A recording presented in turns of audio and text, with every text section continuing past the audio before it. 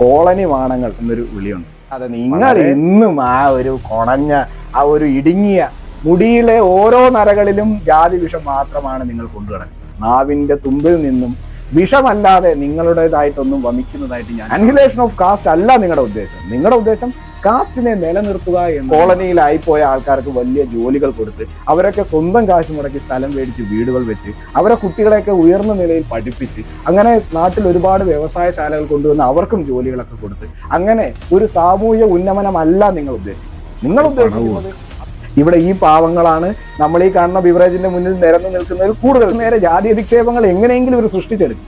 അങ്ങനെ ഇവരെ മറ്റുള്ളവരെ കൊണ്ട് കോളനി വാണങ്ങളെന്ന് വിളിപ്പിച്ച് ജാതി അധിക്ഷേപങ്ങൾ ഉണ്ടാക്കി ഇതിനു വേണ്ടി പകയൂട്ടി വളർത്തി അപ്പർ കാസ്റ്റിൽ ഇപ്പോഴുള്ള കുട്ടികളുടെ ഉള്ളിൽ പോലും ഒരുതരം ഒരു ഭീതി ഉണ്ടാക്കി ഇത് തിരിച്ചടിക്കാൻ നിൽക്കുകയാണ് ഇവിടുത്തെ ലോവർ കാസ്റ്റ് എന്നൊക്കെ ഒരു നരേഷൻ സെറ്റ് ചെയ്തെടുത്ത് എന്നിട്ട് അവരെ കൊണ്ട് ഇവരെ ചീത്ത വിളിപ്പിച്ച് ഇവരെ കൊണ്ട് അവരെ ചീത്ത വിളിപ്പിച്ച് ഇതിന്റെ നടുക്ക് നിന്നുകൊണ്ട്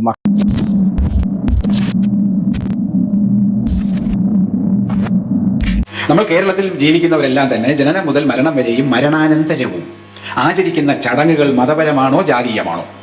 ക്രിസ്ത്യാനികൾക്കും ഇസ്ലാമിക വിശ്വാസികൾക്കും അവരുടെ മതപരമായ ചില ചടങ്ങുകൾ മാത്രമേ ഉള്ളൂ. ഇത് രണ്ടുമല്ലാത്ത വിഭാഗം, നമ്മൾ ഹിന്ദു എന്നറിയാതെ വിളിച്ചു പോകുന്ന ചില വിഭാഗങ്ങൾ.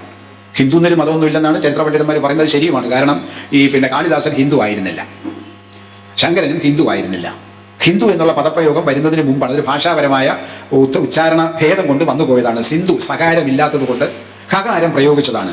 വടക്ക് പടിഞ്ഞാറ് നിന്നും ആക്രമിച്ച് വന്നവർ കണ്ടൊരു നദിയുടെ പേര് നാട്ടുകാരോട് ചോദിച്ചാൽ അവൻ സിന്ധു എന്ന് പറഞ്ഞു. അവന് സാ വരൂല്ല, അവൻ ഹിന്ദു എന്ന് പറഞ്ഞു. അങ്ങനെയാണ്. അപ്പൊ ഈ സിന്ധുവിന്റെ നാട്ടിലുള്ളവരെല്ലാം സിന്ധുക്കൾ, അവരതിനെ ഹിന്ദുക്കൾ എന്ന് പറഞ്ഞു. പിന്നീട് ബ്രിട്ടീഷുകാർ വന്നപ്പോൾ ചരിത്ര പ്രശ്നം വഴി നമ്മൾ ക്രിസ്ത്യാനിയും മുസൽമാനും പാഴ്സി അല്ലാത്തവൻ മുഴുവൻ ഹിന്ദുവായി തീർന്നു. അങ്ങനെയാണ് ഈ ഹിന്ദുമതം. വാസ്തവത്തിൽ നമ്മുടെ ദേവന്മാർ പോലും ജനിച്ചിരിക്കുന്നത് ജാതികളിലാണ്.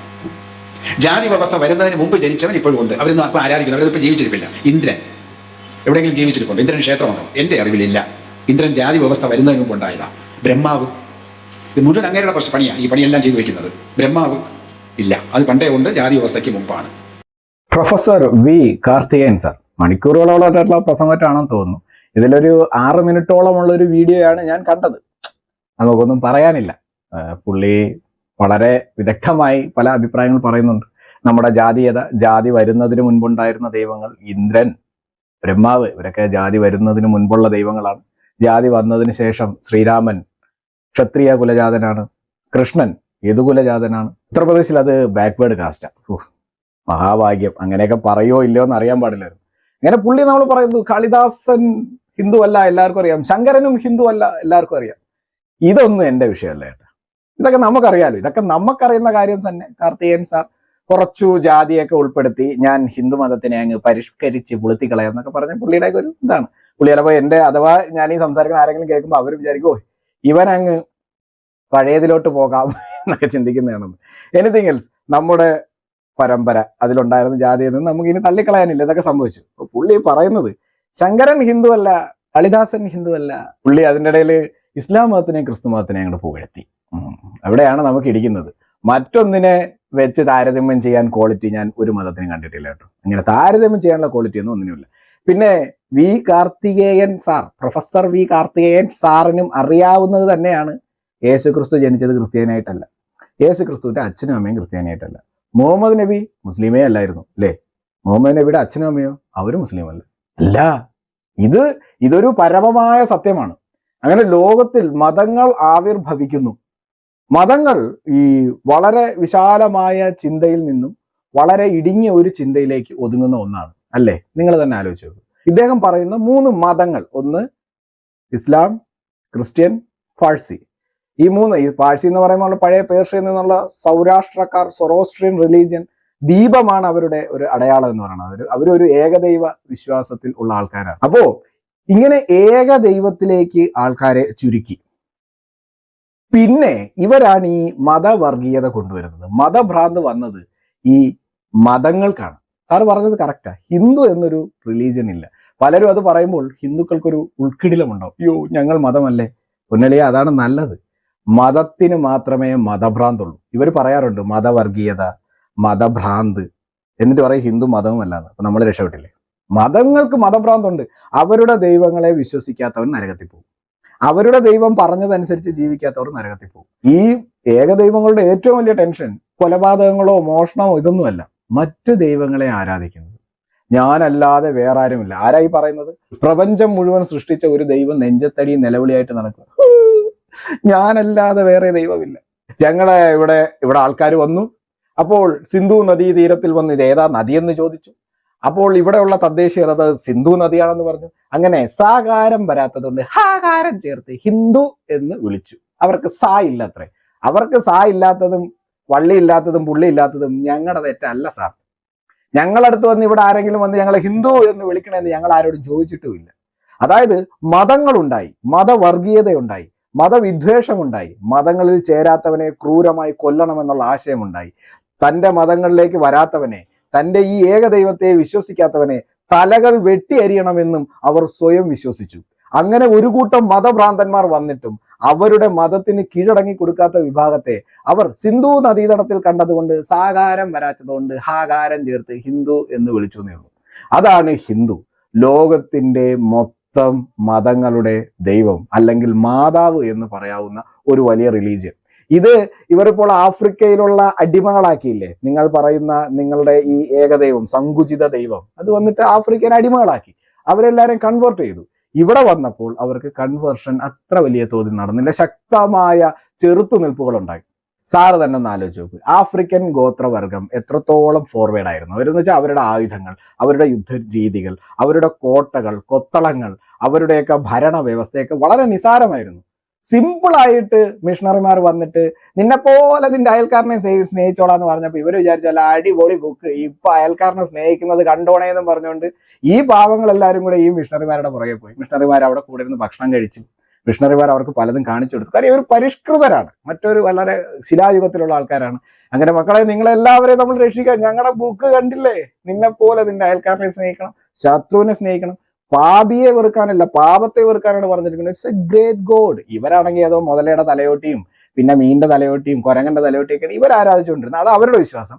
ഇവർ നോക്കുമ്പോൾ വേറൊരു സാധനത്തിന് ഇങ്ങനെ കുരിശിൽ ഇങ്ങനെ വെച്ച് കെട്ടിയിരിക്കുന്നു. അപ്പോൾ അത് വേറൊരു ദൈവമെന്ന് അവരും കരുതി. അങ്ങനെ ഈ മിഷണറിമാർ വന്നു, അവിടെ എന്തൊക്കെ ഭൂവിഭവങ്ങൾ ഉണ്ടെന്ന് കണ്ടെത്തി, ഭരണകൂടത്തെ വിവരം അറിയിച്ചു. അവർ വന്നു, നിന്നെപ്പോലെ നിന്റെ അയൽക്കാരനെ സ്നേഹിക്കണേന്ന് പറഞ്ഞ് കൈ പൊക്കിയത് ഓർമ്മയുള്ളൂ. കയ്യിൽ 2 ചങ്ങലയും വന്നു. സുഖം. മനുഷ്യൻ അടിമകളാക്കപ്പെട്ടു. സ്വതന്ത്രമായി തങ്ങളുടെ ദൈവങ്ങളും നാട്ടാചാരങ്ങളും തങ്ങളുടെ ഗോത്രാചാരങ്ങളുമായിട്ട് മനസമാധാനത്തോടെ ജീവിച്ചുകൊണ്ടിരുന്ന ആ ജനത്തെ അവർ വന്ന് അടിമകളാക്കി, ക്രൂരമായി ജോലികൾ ചെയ്യിപ്പിച്ചു. തങ്ങളുടെ തന്നെ മണ്ണിനടിയിൽ ഉണ്ടായിരുന്ന ധാതുക്കളെ ലവണങ്ങളും മുഴുവൻ അവർ കണ്ടെത്തി. ആ ധാതുക്കളെ ഇവന്മാരെ കൊണ്ട് തന്നെ, ഈ ആഫ്രിക്കൻ അടിമകളെ കൊണ്ട് തന്നെ നിന്നെപ്പോലെ നിന്റെ അയൽക്കാരനെ സ്നേഹിക്കും എന്നുള്ള ആ ഒരു മെത്തേഡ് ഉപയോഗിച്ച് ഈ ധാതുക്കളെല്ലാം മോഷ്ടിച്ച്, യൂറോപ്യൻ ക്രിസ്ത്യാനികൾ മോഷ്ടിച്ച് കൊണ്ടുപോയി. ഇല്ലേ സാർ? ഇന്ത്യയിലെ അവസ്ഥയോ? ഇന്ത്യയിൽ ഇവിടെ വരുമ്പോൾ അവർ ആദ്യം മുഗൾ സാമ്രാജ്യം നേരിടണം. അതിനു മുമ്പ് അവർ കൽക്കത്തയിൽ യുദ്ധം ചെയ്യുന്നു. അങ്ങനെ 1600 സൂററ്റിലാണല്ലോ ഇംഗ്ലണ്ടുകാരെത്തുന്നു. അതിനു മുമ്പ് തന്നെ ഫ്രഞ്ചുകാർ, പോർച്ചുഗീസുകാർ ഇവരൊക്കെ ഇവിടെ വരുന്നു. ഇവരിവിടെ വന്നപ്പോൾ ആഫ്രിക്ക പോലല്ല ഇന്ത്യ. കുറച്ചുകൂടെ ശക്തമായ ഭരണ വ്യവസ്ഥിതിയുണ്ട്. രാജാക്കന്മാർ കുറച്ചുകൂടെ ശക്തമാണ്, സൈന്യമുണ്ട്, നല്ലൊരു കേന്ദ്രീകൃത ഭരണ വ്യവസ്ഥിതിയുണ്ട്. പക്ഷെ രാജാക്കന്മാർ തമ്മിൽ ശത്രുക്കളുണ്ട്. ഇവന്മാരും പൊന്നുതമ്പരാക്കന്മാരൊന്നും അല്ലായിരുന്നു കേട്ടോ. ഈ പോർച്ചുഗീസുകാരും ഫ്രഞ്ചുകാരും കടലിൽ ഇന്ത്യയിലോട്ട് വരുന്ന വഴിക്ക് കടലിൽ വെച്ച് കണ്ട അപ്പാടിയാണ്. ഇംഗ്ലണ്ടുകാരും പോർച്ചുഗീസുകാരും യവന്മാരും തമ്മിലടിയാം. നിന്നെ പോലെ നിന്റെ അയൽക്കാരനെ സ്നേഹിക്കുകയാണ് അവന്മാർ ഇംഗ്ലണ്ടിൽ, യവന്മാർ സ്നേഹിക്കുകയാണ് ഇന്ത്യയിൽ വന്നിട്ട്. അപ്പോൾ ഇവർ ഇവിടെ വന്നപ്പോൾ ഇവിടെ നടക്കുന്ന എന്താണ്? രാജാക്കന്മാർ തമ്മിലുള്ള ശത്രുത. അപ്പൊ ഇവിടെയും വന്ന് അയൽക്കാരനെ സ്നേഹിക്കുകയാണ്. അവനടി, അവന് വേണ്ടുന്ന ഫുള്ള് ആയുധങ്ങൾ നമ്മൾ തരും. അങ്ങനെ ഈ രാജാക്കന്മാരെ തമ്മിലടിപ്പിക്കുന്നു. എന്തൊക്കെയാണ് ഇവിടെ ഉള്ളത്? ജാതി വ്യവസ്ഥ യവന്മാരുടെ നാട്ടിലുള്ളത് പോലെ തന്നെ കേട്ടോ. യുവമാരുടെ നാട്ടിൽ ഇവര് വിദ്യാഭ്യാസം കൊടുക്കാത്ത ആൾക്കാരുണ്ട്. കഗോട്ടുകൾ എന്ന് പറയുന്ന ഒരു വിഭാഗമുണ്ട്. യൂറോപ്പില് അവിടെ ഇവിടെയൊക്കെ ഉള്ളതാണ്, ഫ്രാൻസിലും ഒക്കെ ഉള്ളതാണ് കഗോട്ടുകൾ. ഇവരെ പള്ളിയിൽ പോലും കയറ്റില്ല. വേറെ പള്ളി, ഇനി അഥവാ വലിയ പള്ളി കയറ്റണമെങ്കിൽ അവർക്ക് കയറാൻ വേറെ വാതിൽ, വേറെ സ്ഥലം. ഇവർ വെള്ളം എടുക്കുന്ന കിണർ വരെ ചിലപ്പോൾ വെട്ടിമൂടും. ഇവർ തൊട്ട ഭക്ഷണം ഇവരെടുത്ത് കളയും. ഇവിടെയാണ് ഈ ചരിത്രത്തിൽ നമ്മുടെ ചരിത്രകാരന്മാര് ശരി, മറ്റുള്ളവന്മാര് ശരി, യുവമാർ ചെയ്യുന്ന പരിപാടി എന്ന് പറഞ്ഞാൽ രാജാക്കന്മാർ, പുരോഹിതന്മാർ, മറ്റു വിഭാഗക്കാർ, അല്ലെങ്കിൽ 1ാം ശ്രേണി, 2ാം ശ്രേണി, 3ാം ശ്രേണി, അതുമല്ലെങ്കിൽ ഇടത്തരം വർഗം, മധ്യവർഗം, താഴ്ന്ന വർഗം, ഇങ്ങനെയൊക്കെ ആക്കിയിട്ട് നമ്മളായിട്ട് ഇങ്ങനെ കൺഫ്യൂഷൻ ആക്കുന്നു. സത്യത്തിൽ ഇതെന്താണ്? പ്രഭുക്കന്മാർ, ക്ഷത്രിയർ, പുരോഹിതന്മാർ, ബ്രാഹ്മണർ, മറ്റുള്ളവർ, താഴ്ന്ന ജാതിക്കാർ. 1789 ഫ്രഞ്ച് വിപ്ലവം നടന്നിട്ടാണ് ഈ കഗോട്ടുകൾക്ക് ഒരു മോചനം കിട്ടുന്നത് തന്നെ. ഇദ്ദേഹം പറഞ്ഞത് ക്രിസ്ത്യാനിറ്റിക്ക് പ്രത്യേക വ്യവസ്ഥയുണ്ട്, മുസ്ലിങ്ങൾക്ക് പ്രത്യേകമുണ്ട്, ഹിന്ദുക്കൾ ഉണ്ടായിട്ടേ ഇല്ല എന്ന് പറഞ്ഞുകൊണ്ട് ഞാൻ ഈ പറയുന്നതാണ്. ഇവര് പിന്നെ ഇവരുടെ പഴയ ചരിത്രം അറിഞ്ഞാൽ, ഇപ്പൊ നമ്മളിവിടെ പുലയനുണ്ട്, പറയനുണ്ട്, നായാടിയുണ്ട്, വേടനുണ്ട്, ചെറുമനുണ്ട്, അങ്ങനെ പല കാസ്റ്റുണ്ട്. അവരിപ്പോഴും അതേ കാസ്റ്റിൽ അന്തസ്സോടെ തന്നെയാണ് നിൽക്കുന്നത്. പണ്ട് നടന്നതിലൊക്കെ അവർക്ക് വിഷമമുണ്ട്, ആ കാര്യത്തിലൊക്കെ പലർക്കും അപകർഷതാബോധമുണ്ട്, അതിലൊക്കെ പലർക്കും ദേഷ്യമുണ്ട്. എന്നാലും അവരവരുടെ വിഭാഗത്തിൽ അവരവരുടെ ആചാരങ്ങൾ, വെച്ചാരാധനകൾ, അവരുടെ എല്ലാ സമ്പ്രദായങ്ങളോട് കൂടി അവരിപ്പോഴും ജീവിക്കുന്നുണ്ട്. കുറെ പേരൊക്കെ മതം മാറിപ്പോയി. പക്ഷേ ഈ കഗോട്ടുകൾ എന്ത് ചെയ്യുന്ന പറഞ്ഞാൽ ഇവരുടെ പഴയ ചരിത്രങ്ങളൊക്കെ അറിഞ്ഞു കഴിഞ്ഞാൽ ഇവരെ വീണ്ടും അകറ്റി നിർത്തും. ഇവരെ പണ്ടത്തെ പോലെ തന്നെ തൊട്ടുകൂടായ്മയിലും തീണ്ടുകൂടായ്മയിലൊക്കെ തള്ളിവിടും എന്ന് കരുതിയിട്ട് ഈ പാവങ്ങൾ അവരുടെ ചരിത്ര രേഖകളൊക്കെ കത്തിച്ചു കളഞ്ഞു, ഇവരുടെ അടയാളങ്ങളെല്ലാം അവർ കത്തിച്ചു കളഞ്ഞു. പുതിയ ഐഡന്റിറ്റിയിൽ മറ്റുള്ളവരുടെ ഇടയിൽ അവരോടൊപ്പം ചേർന്ന് അതിലോട് അങ്ങ് ചേർന്ന് അങ്ങനെ അങ്ങ് ജീവിച്ചു. അതിനുശേഷം അവിടെ ഇൻഡസ്ട്രിയൽ വിപ്ലവം നടന്നു. നമ്മുടെ നാട്ടിൽ ഇല്ലാത്ത സമയത്ത് നമ്മുടെ നാട്ടിൽ എന്താ നടക്കുന്നത്? അപ്പൊ ഇവിടെ ചരിത്രകാരന്മാർ പറയും ഇവിടെ എന്താ നടക്കുന്നത്? ജാതീയപരമായിട്ടുള്ള പ്രശ്നങ്ങൾ നടക്കുന്നു. ജാതീയപരമായ പ്രശ്നങ്ങൾ 800 വർഷമായിട്ട് നടക്കുന്നു. ഇംഗ്ലണ്ടിലൊക്കെ ഈ 1300-കൾ 13-ാം നൂറ്റാണ്ട് 14-ാം നൂറ്റാണ്ട് കാലഘട്ടങ്ങളിലാണ് യൂറോപ്പിൽ ആകമാനം അവിടെ സാമൂഹ്യ പരിഷ്കരണം, റിനേസൻസ് നടക്കുന്നത്. നമ്മളിവിടെ സാമൂഹ്യ പരിഷ്കരണം നടക്കുന്നത് 1850-കൾ മുതലാണ്. 1800-കൾ മുതൽ തന്നെ തുടങ്ങി 1950-കൾ വരെയാണ് നീണ്ടു നിന്നത്. 200 വർഷത്തിന് ഉള്ളിലേ ആവുള്ളൂ നമ്മുടെ സാമൂഹ്യ പരിഷ്കരണം ആരംഭിച്ചിട്ട് ഇത് നല്ലൊരു രീതിയിലോട്ട് എത്തിയിട്ട് ഇപ്പോൾ ഇത്രയും വർഷമായി. അവിടെ നമ്മുടെ നാട്ടിൽ നിന്നും ആവശ്യത്തിന് പണം, സാധനങ്ങൾ കൊള്ളയടിക്കുന്നു, നമ്മളെ നിലമ്പൂർത്തേക്ക് കൊണ്ടുപോകുന്നു, നമ്മൾ ഇവിടെ കിടക്കുന്ന ആൾക്കാരെയൊക്കെ കൊല്ലുന്നു, ഇവിടെ കിടക്കുന്ന സാധനങ്ങളെ കടത്തുന്നു, അങ്ങനെ വൻ കൊള്ളയടി നടക്കുന്നു. അവരെ നാട്ടിൽ ഇൻഡസ്ട്രിയൽ വിപ്ലവം നടക്കുന്നു. ഈ ഇൻഡസ്ട്രിയൽ വിപ്ലവം വന്നപ്പോൾ സാധാരണക്കാർ പണ്ട് വരെ എങ്ങനെയാണ് ഇന്ന തോട്ടിപ്പണി ചെയ്യുന്നു, തോട്ടിപ്പണി, അല്ലെങ്കിൽ കർഷകർ അവരുടെ വഴിക്ക് പോകും. അവർക്ക് അതിന്റെ വിദ്യാഭ്യാസം മാത്രമേ ഉള്ളൂ. അടിസ്ഥാനപരമായിട്ട് എന്തെങ്കിലും എഴുതാനും വായിക്കാനും അറിയാമെന്നല്ലാതെ വേറൊന്നിനെ പറ്റി ഇവർക്ക് ധാരണയില്ല. അപ്പോൾ ഇവർ ഇൻഡസ്ട്രിയൽ വിപ്ലവം നടന്നപ്പോൾ ഇവർക്ക് മനസ്സിലായി ഈ ഇൻഡസ്ട്രിയിലേക്ക് ഇവരെ കൊണ്ടുവരണ്ടേ. വ്യവസായശാലകൾ, കാറുകൾ, മറ്റു സാധനങ്ങളൊക്കെ ഉണ്ടാക്കുന്നു, മോട്ടോർ ബൈക്കുകൾ ഉണ്ടാക്കുന്നു, യുദ്ധ ഉപകരണങ്ങൾ ഉണ്ടാക്കുന്നു, അടിസ്ഥാന സൗകര്യ വികസനത്തിന് വേണ്ടിയിട്ട് പുതിയ പുതിയ പാലങ്ങൾ, അത് ഇതൊക്കെ പണിയുന്നു. അപ്പോൾ ഇതിന് ധാരാളം പണിക്കാർ വേണം. പണിക്കാർക്ക് കണക്ക് കൂട്ടാൻ അറിയണം, അവർക്ക് നല്ല വിദ്യാഭ്യാസം വേണം, എഴുതിയതും വായിക്കാനും അറിയാൻ പറ്റണം. അങ്ങനെ അവിടെ 1860-കൾ തൊട്ടൊക്കെയാണ് ഈ വിദ്യാഭ്യാസം നിർബന്ധമാക്കിയത്. 5 വയസ്സ് തൊട്ടുള്ള കുട്ടികൾ പഠിച്ചു തുടങ്ങണമെന്നും എല്ലാ വിഭാഗക്കാരും. സാധാരണക്കാരെന്ന് പറയണത് ഏതാണെന്ന് നിങ്ങൾ ഊഹിച്ചോണം കേട്ടെ. ഈ അളിഞ്ഞ സാധനങ്ങൾ മറച്ചു വെക്കാൻ വേണ്ടി അവർ തന്നെ അവരുടെ ചരിത്രം സൃഷ്ടിച്ചു. അവർ തന്നെ നമുക്കും ചരിത്രം ഉണ്ടാക്കി തന്നു. That's it. ഇതാണ് സംഭവിച്ചത് കാർത്തികൻ സാർ ഇത് നമ്മളെ ഇങ്ങനെയൊന്നും അല്ല നിങ്ങളൊന്നും ഞങ്ങൾക്ക് പറഞ്ഞു തരേണ്ടിയിരുന്നു. നിങ്ങൾ മുസ്ലിങ്ങൾ എടുത്തു കഴിഞ്ഞു, മുഹമ്മദ് നബിയുടെ മരണത്തിന് ശേഷം അവർ തന്നെ എന്തോരം തമ്മിത്തല്ലും വെട്ടും കൊലയൊക്കെ നടന്നിട്ടാണ് പുതിയ ഖലീഫ ഉണ്ടാക്കാൻ. എന്തെല്ലാം കഥകൾ. ഇപ്പൊ അവരുടെ പുരോഗമന ആൾക്കാർ മുന്നോട്ട് വന്നപ്പോഴാണ് ഈ ചരിത്രങ്ങൾ നമ്മൾ അറിയുന്നത്. ഹിന്ദുയിസത്തിന് ഇനി നിങ്ങൾക്ക് തിരുത്താനൊന്നും ബാക്കിയില്ലാത്ത രീതിയിൽ നിങ്ങൾ തിരുത്തുന്നു. അതിലൊന്നും എനിക്ക് വിരോധമില്ല. പക്ഷെ മറ്റവരെ പോയി പുകഴ്ത്തിക്കൊണ്ട് തിരുത്തുന്ന ഈ കൊണയടി ഉണ്ടല്ലോ, അത് കണ്ടവന്റെ അടുത്ത് നിന്ന് അച്ചാരം മേടിച്ചിട്ട് അടിക്കുന്ന അടിയാണെങ്കിൽ അത് നിർത്തിക്കോ. നിങ്ങൾക്ക് എന്തും പറയാം. ഇതിൽ ഇദ്ദേഹം നമ്മൾ ബലിയിടുന്നതിന് സർവ്വദേശീയ ആത്മാക്കളുടെ ദിനമായിട്ട് പറഞ്ഞോ, ഞങ്ങൾക്ക് ഒരു കുഴപ്പമില്ല. അതുപോലെ ജാതി വ്യവസ്ഥയിൽ നമ്മൾ ചിലപ്പോൾ കുഴിച്ചിടും, നമ്മൾ ചിലപ്പോൾ ദഹിപ്പിക്കും. അതുപോലെ തന്നെ സരസ്വതി പൂജ, പത്മനാഭസ്വാമി ക്ഷേത്രത്തിൽ നടക്കുന്ന സരസ്വതി മണ്ഡപവുമായി ബന്ധപ്പെട്ടുള്ള പൂജയ്ക്ക് സരസ്വതിയെയും കുമാരസ്വാമിയെയും കൊണ്ടുവരുന്നു. കുമാരസ്വാമിയെ മണ്ഡപത്തിൽ കയറ്റില്ല, കാരണം അത് സരസ്വതി മണ്ഡപമാണ്, അവിടെ സരസ്വതിയെ കയറ്റുന്നുള്ളൂ. അത് പുള്ളി ജാതീയമായിട്ട് വേറെ ആയതുകൊണ്ടാണെന്നും അയ്യങ്കാളിയെ പണ്ട് കയറ്റിയിട്ടില്ല എന്നും അയ്യങ്കാളി ഒരിക്കൽ ചോദിച്ചു, പട്ടിയെ കയറ്റുന്നിടത്ത് കാളിക്ക് പ്രവേശനമില്ലേ എന്നൊക്കെ രാജാവിനോട് ചോദിച്ചതായിട്ടും ഇതേ അയ്യങ്കാളി പിന്നെ ശ്രീമൂലം പ്രജാസഭയിൽ എത്തുകയും ചെയ്തു. ഇതൊക്കെ സാമൂഹ്യ പരിഷ്കരണ ട്രാൻസിഷൻ ആ പീരീഡിൽ നടന്നതാണ്. ലോകമെമ്പാടും നടന്നതാണ്. ഇവിടെയും അത് നടക്കുന്നു. ഇപ്പോൾ പോലും സദ്ദാം ഹുസൈനെ തൂക്കിക്കൊല്ലാൻ വേണ്ടിയിട്ടുള്ള കേസ്, അതിൽ പോലും പ്രധാനമായിട്ട് പറഞ്ഞൊന്ന് 1.5 ലക്ഷം കുർദുകളെ കണ്ട പുള്ളി കൊന്നു കളഞ്ഞെന്ന്. അവരുടെ നിസാര ജാതി വ്യവസ്ഥയാണത്. പാകിസ്ഥാനിൽ ഇപ്പോഴും പോയാൽ അഹമ്മദിയാക്കൾ, താഴ്ന്ന ജാതിക്കാർ, അവരെ മുസ്ലിമായിട്ട് പോലും കണക്ക് കൂട്ടാറില്ല. ഷിയാക്കളെ മുസ്ലിമായിട്ട് കണക്ക് കൂട്ടാറില്ല, അവർ ഇവരെ കണക്ക് കൂട്ടാറില്ല. അങ്ങനെ 150 ജാതിയും 1500 പ്രശ്നമായിട്ട് അവർ നടക്കുന്നു. ഇവിടെ Knanaya, Suriyani, Yakobaya, Pentecost, Orthodox, Roman Catholics, Latin Catholics, ഇംഗ്ലണ്ടിൽ പോയി കഴിഞ്ഞാൽ പിന്നെ അവിടെ പഴയ കുലങ്ങളെല്ലാം കൂടെ ചേർന്ന് അത് കുറെ ഉന്നത കുലജാതം. അവരംഗീകരിക്കുന്നത് വത്തിക്കാനിലെ മാർപ്പാപ്പയെ, മറ്റവർ അംഗീകരിക്കുന്നത് വേറെ എവിടെ കിടക്കുന്ന ചങ്ങായി. ഇങ്ങനെയൊക്കെ പറഞ്ഞു കൂട്ടത്തല്ല് നിലവിളിയായിട്ട് നടക്കുന്നവരെ പുകഴ്ത്തേണ്ട ആവശ്യം എനിക്കില്ല. അയാൾ ഇങ്ങനെയല്ല ജനങ്ങളെ പഠിപ്പിച്ചു തരേണ്ടത്. ഈ നിങ്ങൾ ചെയ്യുന്നതെന്ന് പറഞ്ഞാൽ പക കൂട്ടി വളർത്തലാണ്. അതുകൊണ്ടാണ് ഞാൻ ഈ വീഡിയോ ചെയ്തത്. കാളിദാസനോ ശങ്കരനോ ഹിന്ദു അല്ല എന്ന് പറയുന്നത് പോലെ തന്നെ 1600 വർഷങ്ങൾക്ക് മുമ്പ് ക്രിസ്ത്യാനിയും ഇല്ല, 1400 വർഷങ്ങൾക്ക് മുമ്പ് മുസ്ലിങ്ങളും ഇല്ല. ഇനി ഇവരുടെയൊക്കെ പരമ്പരയുടെ പുറകോട്ട് പോയി കഴിഞ്ഞാൽ ആർക്കും ഒന്നിനെയും പറയാനില്ല. മതങ്ങൾ ഉണ്ടായിരുന്നില്ല, ജാതികൾ മാത്രം, വിഭാഗങ്ങൾ മാത്രം, ഗോത്രങ്ങൾ മാത്രം. അവർ തമ്മിൽ തൊട്ടുകൂടായ്മ, തീണ്ടിക്കൂടായ്മ. ഒരു ഗോത്രം മറ്റൊരു ഗോത്രത്തിനെ എന്റെ ദൈവത്തിനെ വിശ്വസിച്ചോണം ഇല്ലെങ്കിൽ കൊന്നുകളയും. ഈ പരിപാടിയൊന്നും ഇല്ലായിരുന്നു. മാറി നിൽക്കാൻ പറഞ്ഞു, അകറ്റി നിർത്താൻ പറഞ്ഞു. മോശപ്പെട്ട കാര്യമാണ്. അതൊക്കെ സംഭവിച്ചു. ഇതിന്റെയൊക്കെ സാമൂഹിക പരിഷ്കരണങ്ങൾ സംഭവിച്ച് മാറിയാണ് നമ്മൾ 2026 എത്തിയത്. 2026-ൽ സാറ് മറ്റുള്ളവരെ പുകഴ്ത്തി ഇങ്ങനെ നടന്ന് വിഷമിക്കേണ്ട ആവശ്യമൊന്നുമില്ല. ഹിന്ദു മതത്തെ എന്ത് വേണമെങ്കിലും പറയാം. പക്ഷേ വേറെ ഒരുത്തനുമായിട്ട് താരതമ്യം ചെയ്ത് അവർക്ക് പ്രത്യേക സാമൂഹിക വ്യവസ്ഥിതിയുണ്ട്, അവർക്ക് പ്രത്യേക മത ആചാരമുണ്ട്. അതുകൊണ്ടാണ് ഇന്ത്യൻ കോൺസ്റ്റിറ്റ്യൂഷനിൽ നിങ്ങളും ക്രിസ്ത്യാനികളും പാഴ്സികളും ഒഴികെ ഹിന്ദു ആക്കിയത് എന്ന് പറഞ്ഞിട്ട് കിടന്ന് കൊണയടിക്കരുത്. അവരുടെ ജാതീയതകൾ എത്രത്തോളം വൃത്തികേടായിരുന്നു, അവരുടെ അവിടെ എല്ലാവരും വിദ്യാഭ്യാസം ചെയ്തു തുടങ്ങിയത് എന്നാണോ, അവർക്ക് എങ്ങനെയാണ് മാറ്റങ്ങൾ ഉണ്ടായതെന്നും അവർ ഏത് കാര്യങ്ങളിലൂടെയാണ് ജീവിച്ചതെന്നും, അവർ മതങ്ങൾ സൃഷ്ടിക്കപ്പെട്ടതിന് ശേഷം മതത്തിന്റെ പേരിൽ എത്രത്തോളം കൊന്നൊടുക്കലുകൾ നടന്നു എന്നൊക്കെ ഞങ്ങൾക്ക് നന്നായിട്ട് അറിയാം. അപ്പോ ഇത്രയൊക്കെ പ്രായമായില്ലേ സാർ, ഇനിയെങ്കിലും കുട്ടികളടുത്ത് സംസാരിക്കുമ്പോൾ നിങ്ങൾ നിങ്ങളുടെ പഴയ കാലങ്ങളെ ഓർത്ത് എപ്പോഴും അപകർഷതാബോധമുള്ളവരും ഉന്നത കുലജാതരിൽപ്പെട്ട ആൾക്കാരോട് നിങ്ങൾ പഴയ പ്രമാണത്തെ ഓർത്ത് ഇപ്പോഴും അതിൽ അഭിരമിച്ച് ജീവിക്കാതിരിക്കുകയും കാലങ്ങൾ മാറിക്കൊണ്ടിരിക്കുകയാണെന്നുള്ളതും ഇപ്പോൾ 2020-ലോ 2010-ലോ 2025-ലോ ഒക്കെ ജനിക്കുന്ന കുട്ടികൾ അവർ ഒരു 20 കൊല്ലം കൂടെ കഴിഞ്ഞ് 20, 25, 30 വയസ്സൊക്കെ ആവുന്ന സമയത്ത് അവരുടെ ഉള്ളിൽ ഈ ചിന്തകളൊന്നും ഇല്ലാതിരിക്കാൻ നിങ്ങൾ എല്ലാവരും ശ്രദ്ധിക്കണം. കാരണം ലോകത്തിൽ എല്ലാ മതങ്ങളിലും ജാതി ഉണ്ടായിരുന്നു, എല്ലാ പ്രദേശങ്ങളിലും ജാതി ഉണ്ടായിരുന്നു, അടിമക്കച്ചവടം ഉണ്ടായിരുന്നു, അടിച്ചമർത്തലുകൾ ഉണ്ടായിരുന്നു, മതവർഗീയതകൾ ഉണ്ടായിരുന്നു. മതത്തിനെ വളർത്താൻ വേണ്ടി ലക്ഷക്കണക്കിന് ആൾക്കാരെ വെട്ടിക്കൊന്നിട്ടുണ്ട്, ആഫ്രിക്കയിൽ അടിമകളെ സൃഷ്ടിച്ചിട്ടുണ്ട്, ബുദ്ധമതത്തെ ഇസ്ലാം മതം മുച്ചൂട് മുടിച്ചിട്ടുണ്ട്.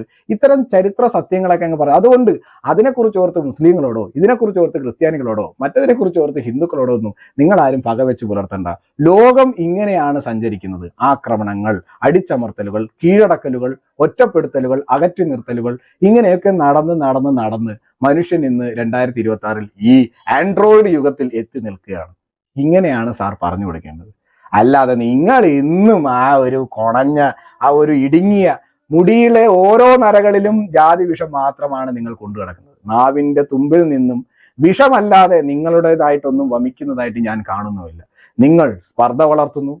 നിങ്ങൾ പുറകിൽ എന്താ NGO അല്ലേ, ഈ സംഘടന ഉണ്ടായി. ഇത് ഏത് സംഘടനയുടെ താഴത്തെ സംഘടനയാണെന്ന് ഞങ്ങൾക്ക് നന്നായിട്ട് അറിയാം. എത്ര കൊല്ലമായാണ്.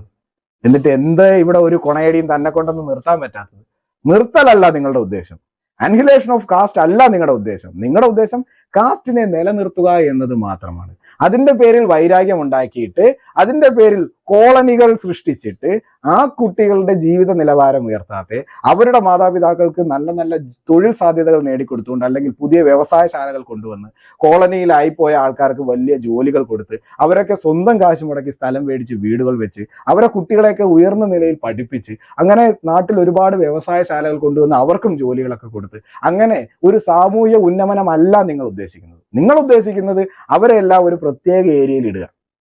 നമുക്കറിയാം, നമ്മൾ എല്ലാവരുമായിട്ട് ഇടകലർന്ന് ജീവിക്കുമ്പോഴാണ് നമ്മുടെ കാഴ്ചപ്പാടുകൾ മാറുന്നത്, നമ്മുടെ വ്യക്തിത്വം വളരുന്നത്, നമ്മൾ എങ്ങോട്ടാണ് പോകേണ്ടതെന്ന ചിന്ത വരുന്നത്, നമുക്ക് സമൂഹത്തെ പറ്റി വലിയ അറിവുകൾ കിട്ടുന്നത്.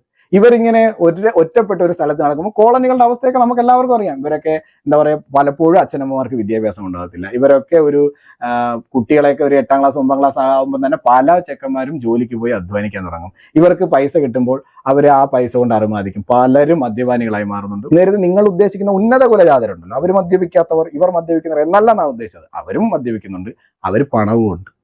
ഇവിടെ ഈ പാവങ്ങളാണ് നമ്മൾ ഈ കാണുന്ന ബിവറേജിന്റെ മുന്നിൽ നിരന്ന് നിൽക്കുന്നതിൽ കൂടുതൽ പേരും.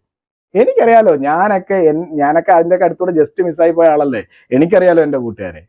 എന്നും ഇവർ ഇതൊക്കെ തന്നെയാണ്, ചീത്തവിളി, ബഹളം, അടി. എന്നിട്ട് പൊതുമാധ്യമങ്ങളിലും സമൂഹ മാധ്യമങ്ങളിലും ഈ പാവങ്ങളെല്ലാം നിങ്ങൾ കോളനി വാണങ്ങൾ എന്നൊരു വിളിയുണ്ട്. വളരെ തെറ്റായ ഒന്നാണ്. കാര്യം നമ്മൾ ഒരാളെ പട്ടി, തെണ്ടി, കാ, പൂമ ഇതൊക്കെ ഉൾപ്പെടുത്തി തെറി വിളിക്കുന്ന പോലെ അല്ല. കോളനി വാണം എന്ന് വിളിക്കുമ്പോൾ അതൊരു ഐഡന്റിറ്റി മാർക്കിംഗ് ആണ്. അതായത് അവൻ കോളനിയാണ്, കോളനിയുടെ കാസ്റ്റുകൾ ഇങ്ങനെയാണ്, കാസ്റ്റുകൾ അങ്ങനെയാണ് പോകുന്നത്. ഒരു ബാഡ് വേർഡാണ്. അതൊരാളുടെ അടയാളത്തെ, അവൻ്റെ ചരിത്രത്തെ, അവൻ വന്നു നിൽക്കുന്ന വഴിയെ, അവൻ്റെ ആ ഒരു നൂറ്റാണ്ടുകൾ പുറകിലേക്ക് ആൾക്കാരുടെ ചിന്തയെ ഓടിച്ചുകൊണ്ട് അവനെ അടിച്ചമർത്തുന്ന ഒരു വാക്കാണ്. ഇത് വിളിപ്പിച്ചതിന്റെ ഉത്തരവാദിത്വം ഇവിടുത്തെ സർക്കാരിനാണ്. ഇടകലർത്തി ജീവിപ്പിക്കാതെ അവർക്ക് ഓരോരുത്തർക്കും ഒരു 100 സെന്റ് സ്ഥലം മേടിച്ച് അതിൽ 5 സെന്റ് സ്ഥലം കൊടുത്ത് വീട് വെച്ച് കൊടുക്കാതെ എല്ലാവരുടെയും മധ്യത്തിൽ അവർക്കും സ്ഥലം കൊടുത്ത് അവർക്കും ഒരു നല്ല വീട് വെച്ച് കൊടുത്ത് നാട്ടിൽ ധാരാളം വ്യവസായശാലകൾ കൊണ്ടുവന്ന് അവരുടെ കാര്യങ്ങൾ നമുക്ക് 10-11% ഷെഡ്യൂൾഡ് കാസ്റ്റ് ഉള്ളൂ, 1% ഷെഡ്യൂൾഡ് ട്രൈബ് ഉണ്ട്. ഇവരെയൊക്കെ രക്ഷപ്പെടുത്തിയെടുക്കാൻ എത്ര വർഷം വേണം? അവരെയൊക്കെ വളരെ കേന്ദ്രീകരിച്ചു അതിനുവേണ്ടി കുറച്ച് ആൾക്കാരും പണമൊക്കെ മുടക്കാൻ വരും. ഇവിടെ പണം മുടക്കുന്നത് അവനെ രക്ഷപ്പെടുത്താനല്ല, അവന്റെ വീട്ടിലോട്ടുള്ള വഴി ഇന്റർലോക്ക് ചെയ്ത് കൊടുക്കും. വീടോ അവന്റെ വിദ്യാഭ്യാസമോ, നേരെ മറിച്ച് ആ കുട്ടികളുടെ ഈ ഗ്രാൻഡ് കട്ടാക്കും. ഇവർക്ക് നേരെ ജാതി അധിക്ഷേപങ്ങൾ എങ്ങനെയെങ്കിലും ഇവർ സൃഷ്ടിച്ചെടുക്കും. അങ്ങനെ ഇവരെ മറ്റുള്ളവരെ കൊണ്ട് കോളനി വാണങ്ങളെന്ന് വിളിപ്പിച്ച് ജാതി അധിക്ഷേപങ്ങൾ ഉണ്ടാക്കി ഇതിനു വേണ്ടി പകയൂട്ടി വളർത്തി അപ്പർ കാസ്റ്റിൽ ഇപ്പോഴുള്ള കുട്ടികളുടെ ഉള്ളിൽ പോലും ഒരു ഭീതി ഉണ്ടാക്കി ഇത് തിരിച്ചടിക്കാൻ നിൽക്കുകയാണ് ഇവിടുത്തെ ലോവർ കാസ്റ്റ് എന്നൊക്കെ ഒരു നരേഷൻ സെറ്റ് ചെയ്തെടുത്ത് എന്നിട്ട് അവരെ കൊണ്ട് ഇവരെ ചീത്ത വിളിപ്പിച്ച് ഇവരെ കൊണ്ട് അവരെ ചീത്ത വിളിപ്പിച്ച് ഇതിന്റെ നടുക്ക് നിന്നുകൊണ്ട് മക്കളെ ജാതി ഭയങ്കരമാണ് കേട്ടോ ഇന്ത്യയുടെ ചരിത്രത്തിൽ എന്നൊക്കെ പറഞ്ഞ് നിങ്ങൾ സംസാരിക്കുന്നതാണ് തെറ്റ്. ഈ കുട്ടികൾ 2040-45 എത്തുമ്പോൾ ഇതിനെപ്പറ്റി ചിന്തിക്കുകയോ പറയുകയോ ചെയ്യരുത് എന്ന് ചിന്തിക്കുന്നവൻ ഒരിക്കലും ഇങ്ങനെ നിന്ന് മറ്റു മതങ്ങളെ പുകഴ്ത്തിക്കൊണ്ട് ഇവിടെ നിന്നിട്ട് ഇതിൽ മാത്രമേ ഉള്ളൂ എന്ന് സംസാരിക്കത്തില്ല. കൊടിയ വിഷമാണ് ഞങ്ങളൊക്കെ. പ്രായം ഇത്രയൊക്കെ ആയില്ലേ, ഇനി കുഴിയിലോട്ട് കാലം നീട്ടിയിരിക്കുന്ന ഈ ചാകാൻ പോകുന്ന നേരത്തെങ്കിലും നിങ്ങൾക്കൊക്കെ ഇത്തിരി നല്ല കാര്യം ജനങ്ങൾക്ക് പറഞ്ഞു കൊടുത്തൂടെ? ഇനിയെങ്കിലും ഈ ചീപ്പ് പരിപാടി നിർത്തിയിട്ട്. ജയ് ഹിന്ദ്.